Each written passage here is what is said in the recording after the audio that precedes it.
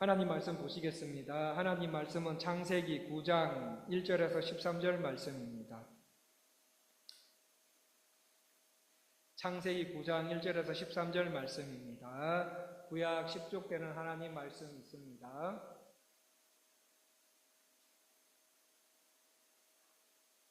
창세기 9장 1절에서 13절까지 말씀입니다.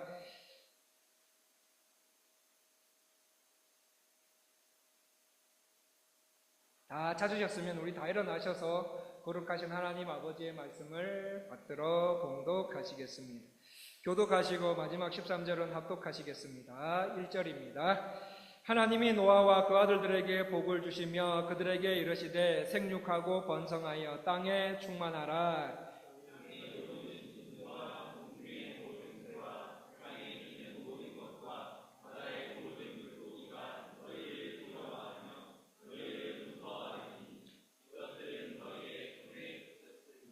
모든 산 동물은 너희의 먹을 것이 될지라 채소같이 내가 이것을 다 너희에게 주노라.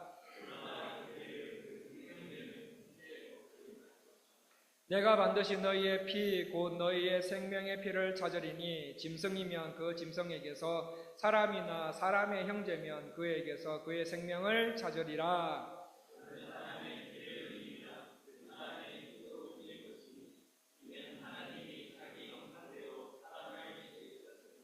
너희는 생육하고 번성하며 땅에 가득하여 그 중에서 번성하라 하셨더라.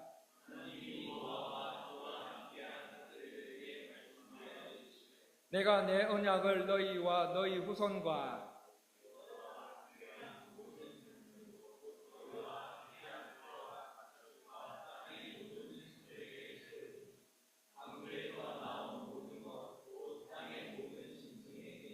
내가 너희와 언약을 세우리니 다시는 모든 생물을 홍수로 멸하지 아니할 것이라. 땅을 멸할 홍수가 다시 있지 아니하리라.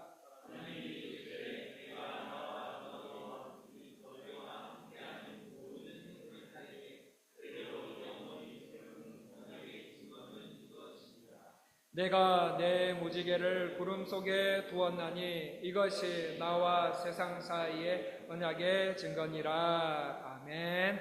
이는 주의 말씀입니다. 착석하십시오. 13절까지 읽으셨지만 우리 17절까지 보시겠습니다. 자, 주보 있으신 분들께서는 이달의 뒤쪽에 있는 이달의 온가족 암송 말씀을 봐주시고 없으신 분들께서는 앞에 PPT를 봐주시겠습니다. 자, 이달의 온가족 암송 말씀 다 같이 읽기를 시작하겠습니다. 마태복음 28장 19절에서 20절 말씀. 그러므로 너희는 가서 모든 민족을 제자로 삼아 아버지와 아들과 성령의 이름으로 세례를 베풀고 내가 너희에게 분부한 모든 것을 가르쳐 지키게 하라. 볼지어다 내가 세상 끝날까지 너희와 항상 함께 있으리라 하시니라. 아멘. 한 번 더 읽어볼까요? 자, 이달의 온가족 암송 말씀 다 같이 읽기를 시작하겠습니다. 마태복음 28장 19절에서 20절 말씀. 그러므로 너희는 가서 모든 민족을 제자로 삼아 아버지와 아들과 성령의 이름으로 세례를 베풀고 내가 너희에게 분부한 모든 것을 가르쳐 지키게 하라. 볼지어다 내가 세상 끝날까지 너희와 항상 함께 있으리라 하시니라. 아멘. 비가 많이 온 다음 하늘에 떠있는 무지개를 본 적이 있으십니까? 비가 내릴 때는 대부분 하늘이 어둡습니다. 어둡고 구름이 가득하고 때로는 그 구름 사이로 전등도 치고 바람도 세게 불 때가 있습니다. 그런데 비가 그치고 구름 사이로 햇빛이 비치기 시작하면 어느 순간 하늘에 아름다운 무지개가 떠 있는 경우가 있습니다. 무지개를 본 사람은 옆에 있는 가족이나 친구들에게 야, 저 무지개 떴다, 저거 한번 봐라 라고 말하기도 합니다. 제가 어렸을 때만 해도 친구들과 함께 저 무지개를 봤을 때 보면서 우리의 미래에는 저 무지개처럼 아름다운 축복이 있을 거야 라고 하면서 희망찬 미래의 꿈을 나누기도 했었습니다. 많은 문명과 기술이 발전되고 있는 현대를 살아가면서 우리는 과거에 비해서 아주 많은 축복들을 누리며 살아가고 있습니다. 그런데 우리가 누리고 있는 축복과 행복이 불완전하다는 거예요. 우리가 지금 누리고 있는 축복과 복들은 우리가 살아가는 데 있어서 사라지기도 하고 있기도 하고 그렇게 불완전하다는 것도 알기에 어느 순간 두려움과 염려에 사로잡힐 때가 있다라는 말씀입니다. 예측할 수 없었던 상황 속에 내 안에 엄습해오는 두려움, 그 두려움과 염려의 실체를 경험해 보신 적 있으십니까? 어느 날 속이 더부룩하고 약간의 위경련 증세가 나서 배를 만져보니 뭔가 딱딱한 것이 느껴집니다. 이거 혹시 암은 아닐까? 우리 아이들 이제 곧 새학기가 시작되는데 공부 잘하고 좋은 선생님 만나고 학교 생활에 잘 적응할 수 있을까? 우리 자녀 곧 대학 가는데 대학을 잘못 선택하면 어떻게 하지? 대학을 졸업한 자녀들은 취업은 어떻게 하지? 타지에 살고 있는 우리 자녀들이 안전하고 건강하게 신앙생활 잘하며 살고 있는가? 한국에 계시는 부모님 건강하셔야 되는데 내가 해외에 있는 사이에 건강이 우리 엄마 아빠 건강이 약화되시면 어떻게 하지? 작년에 회사가 좀 어려웠는데 올해는 경기가 좀 나아질라나? 멕시코에 직장생활 하러 왔는데 어려움이 있으면 어떡하지? 가족들이 깨르따로의 땅에서 잘 적응해야 되는데 그렇지 못하면 어떡하지? 사업은 또 어떡하고? 사업이 갑자기 안 되면 어떡하지? 또 다른 경쟁자들에게도 밀리지는 않을까? 길 가다가 교통사고를 당하면 어떡하나? 이런 것처럼 행복한 생활을 하고 있으면 행복한 대로 행복이 멈춰버리면 어떡하나? 실패한 생활을 하고 있으면 계속 실패하면 어떡하나? 어떤 한 학자가 실험을 했습니다. 10대부터 70대까지 다양한 연령대의 사람들을 표본으로 모아놓고 이제까지 인생을 살아오면서 했던 두려움과 염려들을 숫자로 매겨가면서 적어보라고 했습니다. 여러분, 그 중에 30대와 40대의 응답이 몇 가지인가 아십니까? 이때까지 자기가 인생을 살면서 경험했던 두려움과 염려들 30, 40대가 평균 300가지래요. 300가지. 특히 40대와 50대인 사람들에게 당신은 어떤 경우에 두려움과 염려를 느끼는가라는 물음에 대답이 이렇습니다. 자신이 가진 것을 상실할 상황에 놓일 때, 자의든 타의든 자신의 결핍이 계속 드러나 그것이 나에게 해로 다가올 때, 고통과 고난이 연속적으로 와 아픔을 당할 때, 죽음이 다가온다고 느낄 때, 사랑하는 사람과 헤어질 때, 그리고 지금까지 살아온 삶들을 정리할 때 두려움과 염려를 느낀다고 합니다. 자, 그렇다면 성도님들은 어떻습니까? 이것만 생각하면 내 가슴이 쿵닥쿵닥 뛰기 시작하고 내 정신과 이성을 마비시켜서 꼼짝달싹하지도 못하게 하는 두려움과 염려가 있습니까? 노아 때의 인간들은 찬란한 문명을 발견하고 꽃피우면서 자기가 하고 싶은 것은 다 하면서 살아갔습니다. 그런데 어느 순간 하늘이 무너지는 것처럼 물폭탄이 쏟아지고 땅이 꺼지면서 대홍수가 터졌는데 세상에 있는 사람들과 생물들은 다 죽게 됩니다. 다 죽게 되고 노아 가족들과 그들과 함께한 동물들만 살아서 이 세상으로 다시 돌아오게 됩니다. 여러분, 큰 사고를 당하고 나면은 사람들이 그 뒤에 정신적인 아픔을 호소할 경우가 있습니다. 어떤 사람은 사고에서 살아났습니다. 죽을 뻔하는 사고에서 살아났지만 자꾸 살려달라고 소리 지르는 환청을 듣기도 하고 어떤 때는 건물이 무너지는 꿈을 계속 꾸기도 합니다. 노아와 가족들은 살아서 다시 이 세상으로 돌아왔지만 너무 불안했습니다. 너무 불안하고 미래가 막연한 그런 상태에서 살게 됩니다. 그런데 그런 가운데 노아는 대홍수 사건을 경험하면서 깨달은 것이 있습니다. 그걸 깨달음은 이 세상의 행복은 너무 불안정하구나.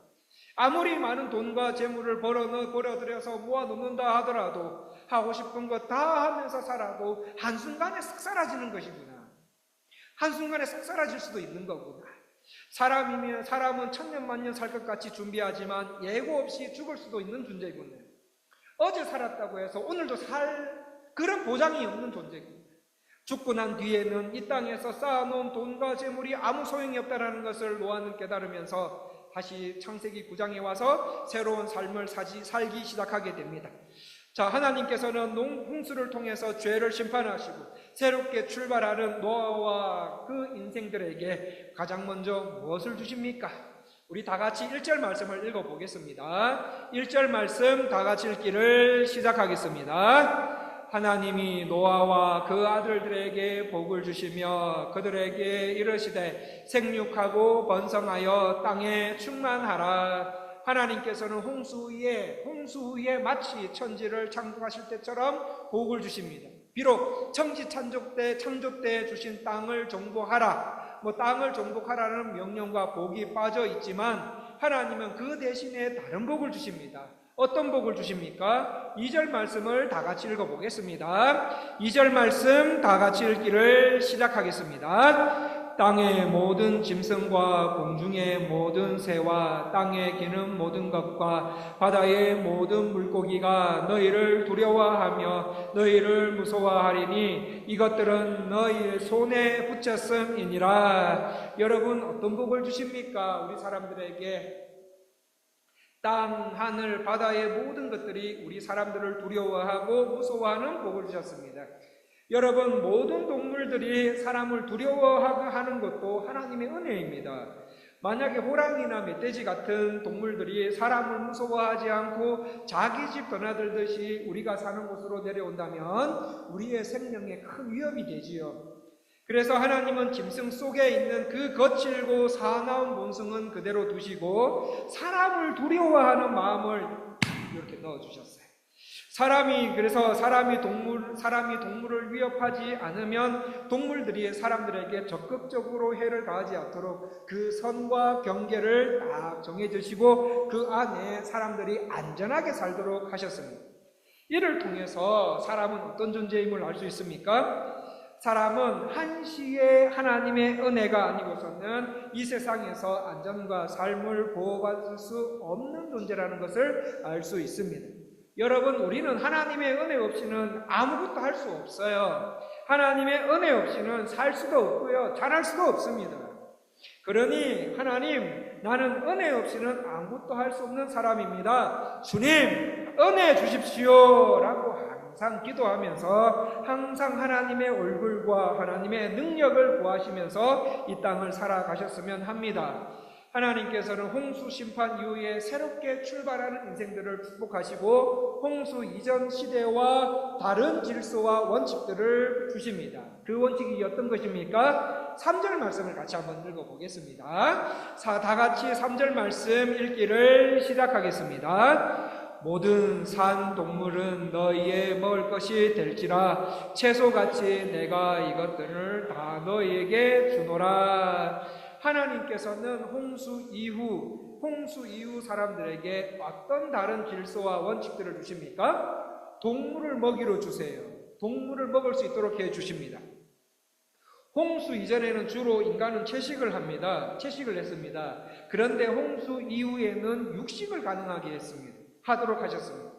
여러분, 이 말씀을 얼핏 보면은 하나님께서 우리 보고 새로운 세계와 환경을 적응하기 위해서는 채식도 중요하지만 아라차라를 맛있게 구워 먹거나 이 돼지를 잡아서 상추에 삼겹살, 목살 이렇게 해가지고 상추나 배추에 쌈 싸먹는 것도 중요하다. 그렇게 해서 우리에게 더 많은 음식을 선택할 수 있도록 복 주신 것처럼 보입니다. 여러분, 근데 그게 아니에요. 그게 아니라 지금 이 땅은 창조 때만큼 땅이 열매를 내지 못하고 있음을 말해주고 있는 거예요. 원래 제가 들어오기 전에 아담 시대에는 사람이 땀을 흘려서 일을 하면 땅이 어땠습니까? 땅이 입을 잘 벌려서 일한 노동력에 비해서 30배, 60배, 100배의 열매를 얻을 수 있게 있었습니다. 그만큼 땅이 입을 잘 벌렸어요. 땅이 좋았다라는 거죠. 그런데 범죄하고 난 후 지금은 창조 때만큼 열매를 내지 못하고 있습니다. 왜냐하면 신명기 28장의 말씀처럼 사람들이 하나님께서 창조하신 이 땅에서 자꾸 죄를 지어요. 자꾸 죄를 짓고 그렇게 하니까 그만 땅이 입을 다 닫아버렸다. 그래서 우리 인간들이 수고한 만큼 열매를 얻지 못하게 되고 짐승의 고기를 먹지 않으면 살 수 없을 정도가 되어버렸다는 거예요. 여러분 영국과 미국, 프랑스, 독일과 같은 선진국을 한번 보십시오. 선진국이면 잘 살아야 되지 않습니까? 잘 살아야 되는데 오히려 살기 힘듭니다. 선진국마다 높은 실업률 문제에 몸살을 앓고 있습니다. 대학을 졸업해도 일자리 찾기가 힘듭니다. 또 힘든 직업은 잘 안 하려고 그래요. 젊은 사람들이. 잘 안 하려고 하는 현상까지 있습니다. 그러다 보니 선진국일수록 사람이 더 안정되고 모두가 잘 살 수 있도록 부의 공평한 재분배가 있어야 되는데 그렇지 않고 오히려 심각한 사회 문제와 불확실한 미래에 사람들이 고통스러워하고 여기에 허덕이더라입니다. 왜 그렇습니까? 사람들의 악행과 죄악으로 인해 이 땅이 입을 닫았기 때문입니다. 그런데 여러분 1절부터 3절 말씀을 한번 자세히 한번 보십시오. 여러분 이런 짐승을 먹이고 고기를 제공하시는 분이 누구입니까? 사람들의 먹을 것과 마실 것을 미리 염려하시고 미리 준비하시는 분이 누구이십니까? 노아와 가족들이 앞으로 만나게 될 인생의 모든 문제들을 먼저 아시고 미리 살 길을 여시는 분이 누구이십니까? 하나님이십니다. 하나님께서 사람들이 먹어야 할 것, 해야 할 것에 대해서 먼저 염려하시고 먼저 준비하시고 앞으로 만날 인생의 모든 문제를 먼저 아시고 길을 여시고 계셨던 것이었어요. 그래서 성경은 바로 우리 하나님이 이런 분이다, 이런 분이시다. 그러므로 성도인 너희들은 무엇을 먹을까, 무엇을 입을까, 무엇을 마실까 염려하지 말라고 가르치고 있는 거예요. 이런 것은 벌써 아버지께서 다 아심으로 너희가 해야 할 일은 뭐냐? 먼저 그의 나라와 그의 의를 구하라. 그리하면 이 모든 것을 너에게 더하시리라. 성경은 사람의 염려를 하나님께서 먼저 하고 계시고 인생의 필요를 먼저 알고 계신다라고 말씀하고 있습니다. 현실적인 문제들, 직장생활, 먹고 사는 것, 구체적인 삶의 문제 하나하나 하나님이 우리보다 먼저 염려하시고 먼저 준비하시고 길을 마련하고 계신다. 그러니 너희는 성령님께 하나님을 바로 믿을 수 있도록 진실되게 간구하며 하나님을 바로 믿고 하나님을 전적으로 의지하고 하나님의 인도하심을 간절히 바라며 이 땅을 사는 것이 성도의 올바른 삶의 자세다. 이렇게 말하고 있습니다. 여러분 누군가를 사랑해 보신 적이 있으십니까? 아마 다 있으실 것입니다. 나에게 여전히 해결되지 않는 문제를 가지고 있지만 사랑하는 사람이 생기면 어때요? 세상은 재미있어요. 세상은 재미있습니다. 그리고 행복한 곳이 됩니다. 누군가를 사랑하는 데서 만들어지는 수많은 시너지에 의해서 세상의 어려움들을 극복해 나가듯이 성도들은 하나님을 사랑하는 데서 오는 신뢰와 의지로 이 땅의 모든 염려를 극복해내는 삶을 저와 여러분들을 삶을 살아가는 것을 하나님은 저와 여러분에게 기대하고 계신다는 거예요. 우리에게 염려할 일이 있습니까? 미래가 불안정하십니까? 어떤 일에 두려움이 있으십니까? 그렇다면 자신이 뭘 잘못하고 있는지를 하나님과 하나님 말씀에 점검 받으시고 고쳐 나가십시오. 그리고 하나님께서는 죽음보다 강한 사랑으로 여러분을 사랑하고 계신다는 것을 알고 더 주님을 사랑하십시오. 더 주님을 의지하십시오. 그런 신앙으로 내가 가진 염려들을 말씀대로 극복해 나갈 때 하나님은 그렇게 사는 성도님들을 너무너무 기뻐하신다는 것입니다. 하나님은 사람들에게 살아있는 동물을 먹게 하시면서 또 하나의 원칙을 주십니다. 그 원칙이 무엇입니까? 다 같이 4절 말씀을 읽어보겠습니다. 4절 말씀 다 같이 읽기를 시작하겠습니다. 그러나 고기를 그 생명되는 피째 먹지 말 것이니라. 하나님은 동물들의 고기를 먹도록 주셨지만 피째 먹지 말라는 원칙을 주십니다. 왜 그렇게 하십니까? 구약에서 피는 생명을 상징합니다. 그러므로 아무리 식용으로 먹는 동물이라도 생명을 귀하게 여기라. 왜 생명을 귀하게 여겨야 합니까? 첫 번째, 그 동물 또한 누구 것이기 때문에요? 하나님 것이기 때문에. 동물을 잡을 때 피와 고기를 함부로 다루면 나중에 하나님 것도 함부로 다뤄도 된다는 잘못된 신앙의 자세가 생길 수 있기 때문에. 그래서 동물을 단순히 인간의 식욕을 채우기 위한 대상으로 아무렇게나 다루는 것이 아니라 동물도 하나님의 것이므로 생명이 가지는 존엄과 가치는 인정해야 되기 때문입니다. 두 번째, 구약시대의 동물의 피는 대속의 은혜를 상징합니다. 사람의 죄를 씻고 정결하게 할 때 절대적으로 필요한 것이 뭐냐? 동물의 피인데, 그 동물의 고기를 먹을 때 피까지 가볍게 여기다 보면 어떻게 됩니까? 자신이 받은 구원도 가볍게, 자신이 받은 대속의 은혜도 가볍게 여길 수 있기 때문입니다. 그래서 동물의 생명을 귀하게 여기는 원칙을 주셨고, 이 원칙을 통해서 5절과 6절에 당연히 사람의 생명도 귀하게 여기도록 하셨던 것이었습니다. 홍수 이전에는 하나님께서 사람을 죽여도 살려주셨지요. 가인이 아벨을 죽였을 때도 가인을 살려주셨어요. 그리고 조금의 양심의 가책도 없이 소년을 죽여놓고는 오히려 큰 소리를 치는 아멕을 살려주셨지요. 그러다가 노아 시대에 오면서 홍수로 심판하지 않으면 안 될 만큼 사람들은 서로 미워하고 서로 싸우고 서로 죽이기도 합니다. 그래서 홍수 심판 후에 사람들에게 한 가지 원칙을 세우는데, 그것이 뭐냐? 다른 사람의 피를 흘리게 되면 그도 피를 흘리게 할 것이다. 네가 나를 피를 흘리게 하면 나도 너에게 피를 흘리게 할 것이다. 여러분, 이 말을 언뜻 보면 다른 사람에게 해코지하면 그 사람도 해코지 당하게 된다, 어떤 개인적인 보복을 말하는 것 같은데, 여러분, 그게 아닙니다. 그게 아니라 사람의 삶 속에 일어나는 극단적인 죄를 어느 정도 예방하고 징계를 가할 수 있는 국가를 하나님이 세우겠다. 하나님이 이 땅에 국가를 세우겠다, 이 말입니다. 하나님께서 사람들에게 국가와 정치제도 안에 위정자를 두셔서 사람의 죄악이, 위정자로 하여금 사람의 죄악이 어느 일정한 수준까지 넘어가도록 통제하도록 하시겠다. 그래서 하나님의 허락하심으로 국가가 형성이 돼요. 이 지구에 국가가 형성이 되고 우리가 그 안에 살면서 사회생활, 신앙생활을 하게 하셨어요. 그런데 우리가 몸담고 있는 국가, 정부, 정치제도는 어느 정도 선까지 사람의 죄악을 다루어낼 수 있지만 인간의 참된 행복과 근본적인 문제는 해결할 수가 없습니다. 죄악을 다루어내기 위해서 국가를 하나님께서 만들도록 허락을 하셨지만, 여러분, 위정자들이 오히려 더 많은 문제를 일으킬 때도 있지 않습니까? 국민을 위해서 이런다고 하는데 다른 악을 더 많이 행해요. 또 사람의 참된 행복과 인생 문제를 해결하기 위해서 여러 가지 사회제도와 사회보장제도를 시행하고 있지만 이것 또한 불안정해요. 그게 국가라는 거예요. 불안정해요. 그러면 어디에서 인생의 참된 행복과 문제들을 근본적으로 해결할 수 있습니까? 성부, 성자, 성령 하나님과 그분의 말씀뿐이라는 거예요. 사람의 중심에 진실된 변화와 성령의 역사하심만이 사람을 참되게 행복하게 할 수 있다. 흔히 사람들은 이렇게 말하지요. 교회와 성도는 세상을 섬겨야 한다. 맞는 말입니다.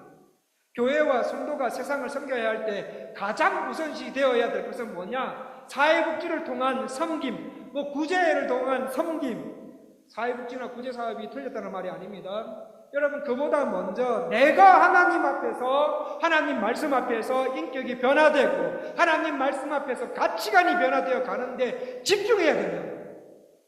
그게 우선이라는 거예요. 성도님들, 이런 변화 꾀하고 있습니까? 공예배 때 또는 개인 큐티를 통해 주신 말씀이 내 머리부터 발끝까지 온몸을 돌고 돌아서 인격으로 나오는데 거기에 이런 신앙생활에 집중하고 있냐는 거예요. 국가는 죄 짓는 사람들을 심판하고 죄가 극에 달하지 않도록 기회를 주는 거예요. 사회복지나 사회보장제도를 통해서 인간의 참된 행복을 찾도록 도우고 있습니다. 하지만 인생의 참된 행복과 문제를 해결하는 곳은 어디냐? 하나님 말씀에 의한 사람 내면의 진실한 변화예요.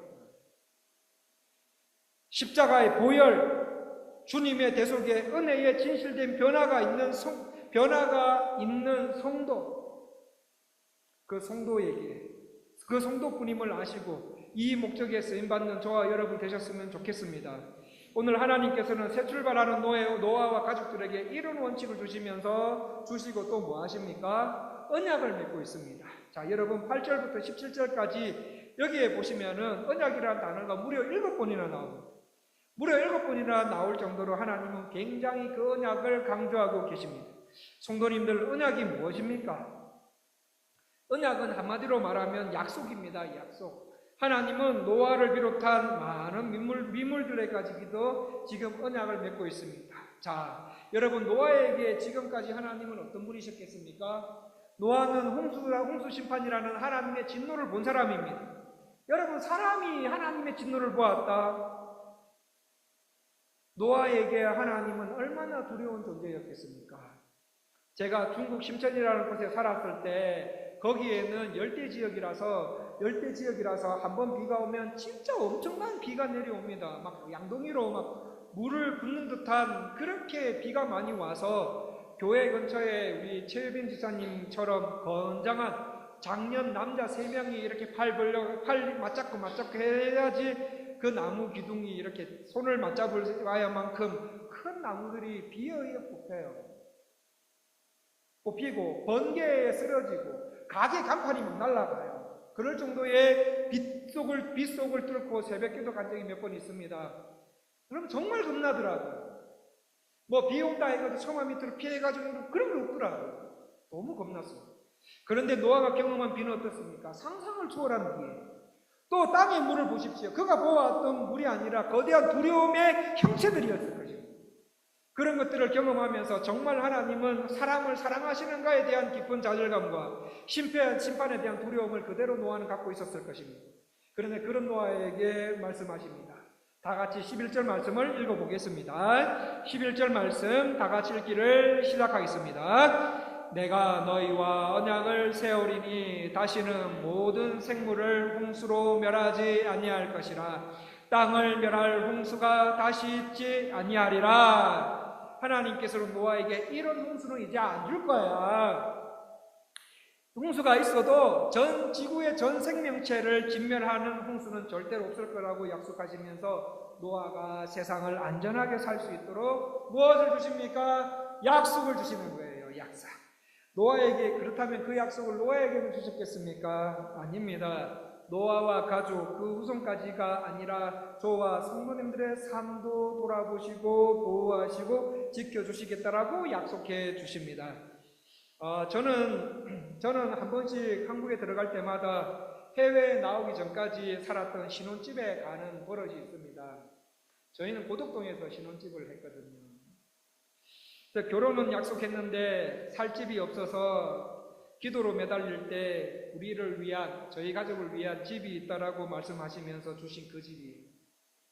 아들이 조그만 큰 병에 걸려 입원하면 바로 고향으로 내려갈 상황 속에서 큰 병 없이 살도록 보호하신 하나님이세요. 그 하나님을 경험하도록 한 집이에요. 신대원 졸업하고 더 공부하라는 마음 주셨지만 등록금이 없어가지고 하나님 앞에 하나님 등록금 주세요라고 매달릴 때 알지도 못한 사람들로부터의 도움입니다. 딱 두 끼 먹으면 쌀이 떨어져요. 딱 두 끼 먹으면 떨어지는 쌀독을 보면서 쌀독 잡고 기도할 때 들려오는 전화소리. 어느 누구에게 아쉬운 소리 하나 하지 않고 때때마다 필요한 것들을 공급해 주시면서 이거는 사람이 주는 게 아니라 하나님이 주는 거라는 그런 확신들. 네가 지금 걷고 있는 길이 맞는 길이다. 힘내라, 견뎌라, 인내해라. 그렇게 들려주시는 그 하나님의 음성을 그 집에서 들었어요. 하나님의 보호하심과 돌보심과 공급하심을 시간마다 시시때 때마다 경험했던 그 신혼집을 한국 갈 때마다 가서 먼 발치에서 바라보면서 하나님께 감사 기도를 드리곤 합니다. 성도님들, 하나님은 우리를 진짜로 도우시는 분이십니다. 하나님이 어디 계시냐? 하나님 살아계시냐? 왜 이렇게 날 안 도와주냐고 답답한 인생을 살고 있다고 생각하실 수 있지만, 여러분 시간이 지나고 나면 하나님이 그때 내가 원하는 대로 해주셨으면 큰일 날 뻔했다. 내 인생 날아갈 뻔했다. 이런 것들 많습니다. 오늘 하나님은 한남 미물뿐만 아니라 여기 있는 성도님들 한 분 한 분에게 사랑과 관심을 베푸시면서 내가 너 지켜줄게. 세상을 나와 함께 살 수 있도록 보호하고 인도해 줄게 라고 약속하시는 거예요. 성도 여러분, 우리 그 약속의 말씀을 붙들고 노아에게 약속하신 것이 아니라 약속하실 뿐만 아니라 우리에게도 약속하신 그 말씀을 붙잡고 하나님 간절히 만날 수 있도록 하나님 만나기를 간절히 기도하시는 것 어떻습니까? 여러분, 하나님께 매달리셔야 되지 않습니까? 이 약속을 주셨는데도 사람들이 믿지 못할까 봐 무엇을 주십니까? 13절에서 17절에 보시면 무지개를 주십니다. 무지개를 징표로 보여주시면서 저것 볼 때마다 내가 너를 얼마나 사랑하는지 기억하기를 바란다 얘들아. 나 하나님도 이것을 보면서, 무지개를 보면서 너에게 했던 약속과 말씀을 항상 기억할게 라고 말씀하시면서 노아의 삶을 안전하게 이끌어 가십니다. 성도 여러분, 구약에는 무지개 언약이 있다면 신약을 사는 우리에게는 새 언약이신 예수 그리스도께서 계십니다. 예수님의 십자가로 세워진 언약이 있습니다. 예수님의 대속의 영광이 십자가를 바라볼 때, 예수 그리스도의 십자가를 바라볼 때 우리는 살아나게 됩니다. 우리를 사랑하신 하나님의 사랑을 기억하면서 그 십자가를 통하여서 나를 사랑하신 하나님의 사랑을 기억하면서 일어나라는 겁니다. 우리가 아직 죄인되었을 때 그리스도께서 우리를 위하여 죽으심으로 하나님께서 우리에 대한 자기의 사랑을 확정하셨느니라.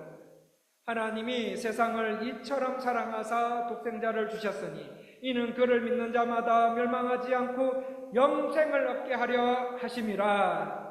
내가 그리스도와 함께 십자가에 못 박혔나니 그런즉 이제는 내가 사는 것이 아니요 오직 내 안에 그리스도께서 사시는 것이라. 이제 내가 육체 가운데 사는 것은 나를 사랑하사 나를 위하여 자기 자신을 버리신 하나님의 아들을 믿는 믿음 안에 사는 것이다.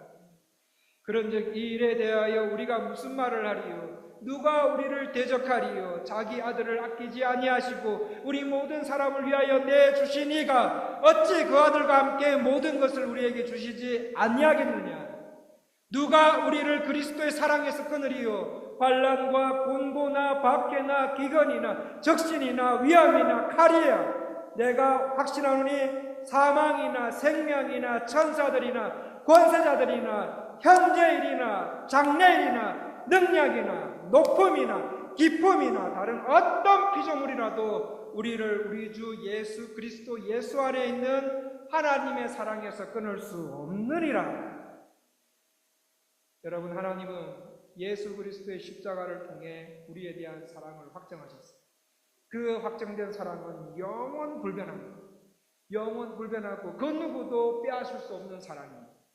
그 하나님의 사랑이 우리를 강권하고 돌보시고 보호하시고 공급해 주시고 있다는 사실을 믿고 더 온전케 하시는 예수님께 나아가시는 성도님들 되시기를 간절히 원합니다.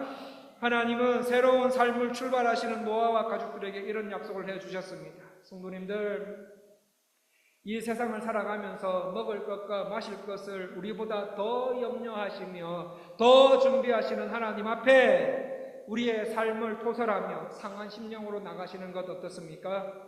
정말 마음을 주님께 드리고 주님의 나라와 그의 의를 먼저 구하고 하나님을 바르게 신뢰하는 데부터 오는 넉넉한 감사와 하나님을 즐거워하고 하나님을 기리는 그런 기도와 마음이 우리 삶에 더 많이 만들어질 수 있도록 말씀의 인격화를 도모하면서 전심으로 주님께 매달리는 은혜, 그 은혜가 있으시는 한 주 다 되시기를 간절히 원합니다. 기도하겠습니다.